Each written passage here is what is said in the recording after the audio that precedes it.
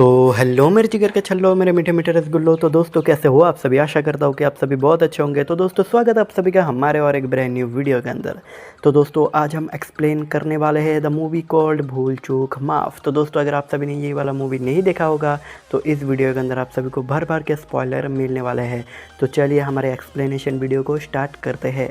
तो दोस्तों कहानी शुरू होती है बनारस के एक सीधे साधे लेकिन दिल से सच्चे लड़के रंजन तिवारी से। रंजन का सपना था बहुत सिंपल, एक सरकारी नौकरी और बचपन की दोस्त तितली मिश्रा से शादी। तितली और रंजन का रिश्ता प्यारा है, लेकिन तितली ने साफ कह रखा है शादी तभी होगी जब रंजन के पास सरकारी नौकरी होगी। अब बेचारा रंजन अपनी पूरी ताकत लगा देते हैं लेकिन एक सरकारी नौकरी का जुगाड़ नहीं कर पाता। लेकिन आखिरकार थक हार के रंजन ने एक गलत रास्ता चुना और उसने रिश्वत देकर घूस देकर एक नौकरी हासिल कर ली। रंजन की कामयाबी घर में खुशी का माहौल बना देती है। शादी की तैयारियां भी शुरू हो जाती है, हल्दी की रस्म भी हो जाती है, परिवार वाले नाच गा रहे हैं, सब कुछ परफेक्ट लग रहा होता है। लेकिन फिर आता है पहला बड़ा ट्विस्ट। अगले ही दिन जब रंजन उठता है तो देखता है कि फिर से वही दिन शुरू हो गया है, हल्दी वाला दिन, यानी 29 तारीख। सब वैसा ही दोहराया जा रहा है जैसा कल हुआ था। रंजन पहले तो सोचता है कि उसे कोई सपना आ रहा है, लेकिन जब वो 2 दिन बार बार रिपीट होने लग जाता है तब उसे समझ आता है कि वो एक टाइम लूप में फंस चुका है। अब हर सुबह उठो, फिर वही हल्दी, वही पंडित, वही बारात की तैयारी, लेकिन शादी कभी नहीं होती क्योंकि अगली तारीख आता ही नहीं। परेशान होकर रंजन एक पंडित के पास जाता है जो उसे बताता है कि उसका शायद कोई ऐसा काम होगा जो उसने नहीं किया होगा। जब रंजन नौकरी नहीं मिला था रंजन को, तो रंजन भगवान के पास जाकर प्रार्थना की थी कि अगर उसे एक नौकरी मिल जाती है तो वो एक अच्छा नेक काम करेगा। तो पंडित उसे वही बताता है कि तुम जब तक एक सच्चा नेक काम नहीं करोगे तो ये टाइम लूप ख़त्म नहीं होगा, टाइम लूप नहीं टूटेगा। रंजन अब हर दिन कुछ अच्छा करने की कोशिश करता है। कोई भूखा मिले तो उसे खाना खिला देता है, कोई बच्चा रोता तो उसे चॉकलेट भी दे देता है, किसी की मदद करता है, लेकिन कुछ भी असर नहीं होता। धीरे धीरे रंजन इस लूप में परेशान हो जाता है, थक जाता है और एक दिन तो इतना टूट जाता है कि आत्महत्या तक की सोचने लगता है। और आत्महत्या करने की सोच लेकर वो एक ब्रिज के ऊपर जाता है जहाँ से कि वो छलांग लगाकर आत्महत्या की सोच रही थी। तो उसी ब्रिज के ऊपर और एक इंसान दिखता है जो कि आत्महत्या करने की कोशिश कर रहा था। तो रंजन खुद आत्महत्या करना छोड़कर उस इंसान को जाकर बचा लेता है और पूछता है कि तुम कौन हो। तो वो जो इंसान था वो वही इंसान था जिस इंसान का नौकरी रंजन तिवारी ने घूस देकर छीन ली थी। ठीक है दोस्तों, तो यहीं पर हमें कहानी का ये वाला ट्विस्ट पता चलता है। तो उस इंसान का नाम था हामिद अंसारी।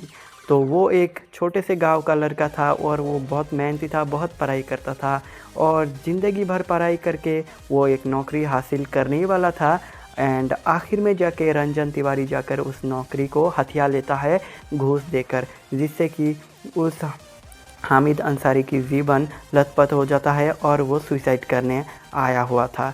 तो रंजन तिवारी को तभी धीरे धीरे पता चलता है कि उसकी असली गलती क्या है।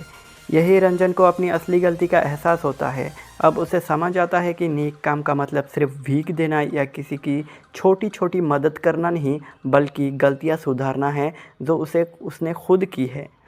और उसकी सबसे बड़ी गलती थी हामिद की नौकरी छीनना। रंजन अब एक बड़ा फैसला लेता है। वो हर लूप में हामिद को रोकता है और समझाता है और आखिरकार एक दिन वो अपनी नौकरी से इस्तीफ़ा देने का पक्का इरादा बना लेता है क्योंकि वो इस टाइम लूप से थक गया था, हार गया था। वो जाकर सरकारी दफ्तर में बोल देता है कि ये नौकरी उसका हक का है ही नहीं, इस नौकरी का असली हकदार तो हामिद अंसारी है और हामिद को ही ये नौकरी मिलना चाहिए। ये उसका सबसे बड़ा सेक्रीफाइस होता है, अपने सपनों को छोड़कर किसी दूसरों की मदद करना। और जैसे ही वो करता है चमत्कार हो जाता है। अगली सुबह पहली बार 30 तारीख आता है। रंजन की खुशी का ठिकाना नहीं रहता, लेकिन अब असली इम्तिहान बाकी होता है। परिवार के लोगों को जब पता चलता है कि रंजन ने नौकरी छोड़ दी है तो सब भड़क जाते हैं। शादी रोक दी जाती है, तितली भी नाराज़ हो जाती है। लेकिन तभी पंडित जी बोलते हैं सच्चा इंसान वही है जो दूसरों के लिए अपने स्वार्थ का बलिदान दे। धर्म वही है जिनमें इंतहाम हो।